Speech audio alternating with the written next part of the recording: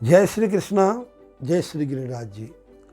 गिरिराज जी का नाम सुनते मन में आनंद की अनुभूति, एक भगवान के प्रति एक आस्था और श्रद्धा का एक सागर उमड़ पड़ता है। तो आज मैं बताने जा रहा हूँ कि गिरिराज जी की परिक्रमा आप हम सभी प्राय करके देते हैं, लेकिन परिक्रमा में हमें कुछ नियमों का ध्यान रखना है। अगर उन नियमों का ध्यान रख के हम परिक्रमा देंगे तो सुनिश्चित हमारी परिक्रमा का महत्व अद्वितीय हो जाएगा। इस प्रकार से परिक्रमा के यद्यपि बड़े बड़े और छोटे लेकर के अनेकों नियम हैं, किंतु उसमें से 7 नियम हमारे प्रधान हैं। उन 7 नियमों के अनुसार आप परिक्रमा दें।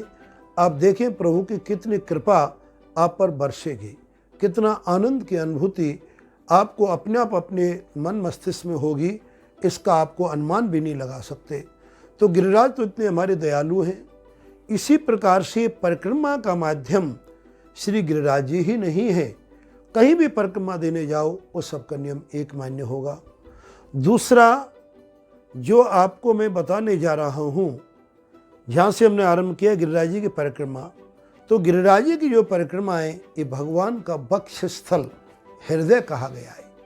इस हृदय में तुम जितनी स्वच्छता रखोगे, जितनी पवित्रता रखोगे, जितनी गंदगी को आप अपने हाथों से हटाएंगे या आप प्रयत्न करेंगे कि परिक्रमा में और किसी प्रकार की गंदगी ना हो, वो सर्वोत्तम पहला नियम मैं बताना चाहता हूँ आपको।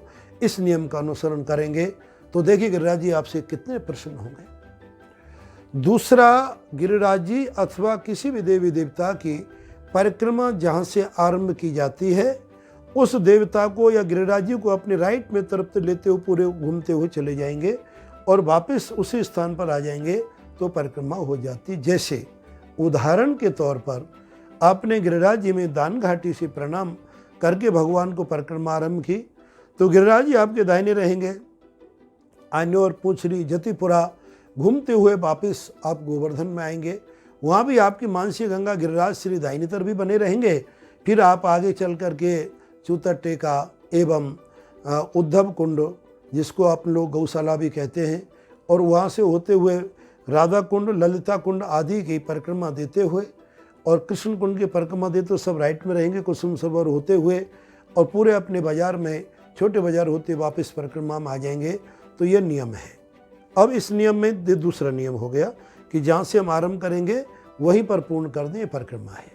लेकिन आज के मानव जीवन के शरीर में उतनी ताकत नहीं है कि एक बार में हर आदमी परिक्रमा दे सके। परिक्रमा देने वाले देते हैं और गर्मी में, सर्दी में, बरसात में नंगे पैर देते हैं।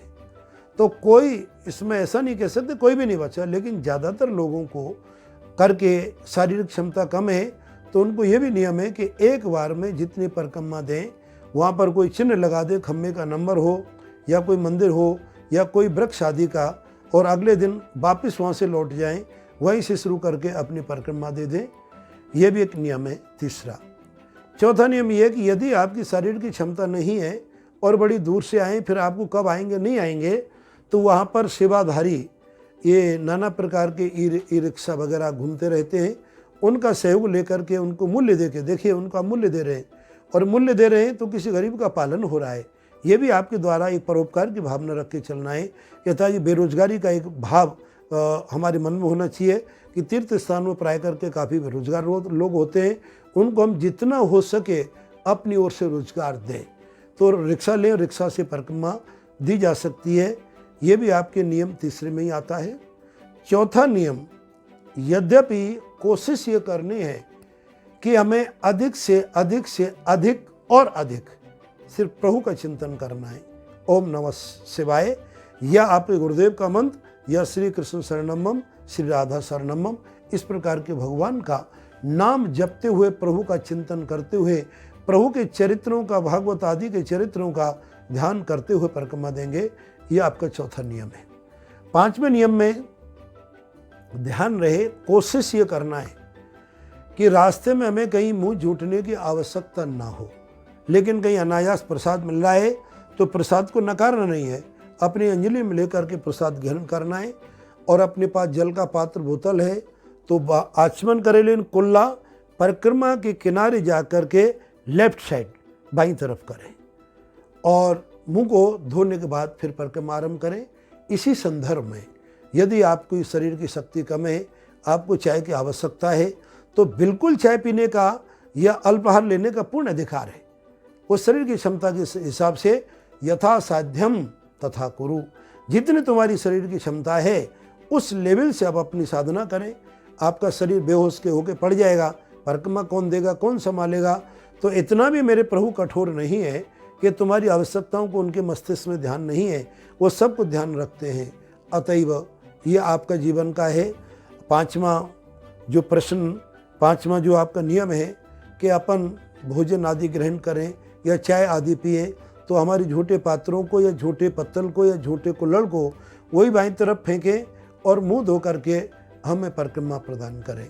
अब छठा नियम एक और है, ये मनुष्य में प्राय करके हर व्यक्ति को रिक्वायरमेंट है, ज़रूरत है, एक नेसेसिटी हो जाती है 2 घंटे बाद 1 घंटे बाद बाथरूम जाना, तो लेफ्ट साइड में जाएंगे, थूकना लेफ्ट साइड में जाएंगे।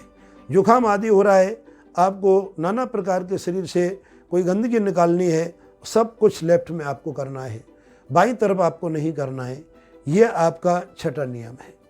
और सातवां जो आपके लिए नियम है वो ये है, जो सर्वोत्तम है और आपके लिए अति मंगलकारक, अति प्रभुकारक है कि हम प्रभु के सानिध्य में आए हैं, प्रभु के शरणागति में आए हैं और प्रभु की हम परिक्रमा दे रहे हैं। हमारी हर कदम कदम पर प्रभु की कृपा हमें प्राप्त हो रही है, ऐसा मन में सोचते हुए और परिक्रमा देंगे।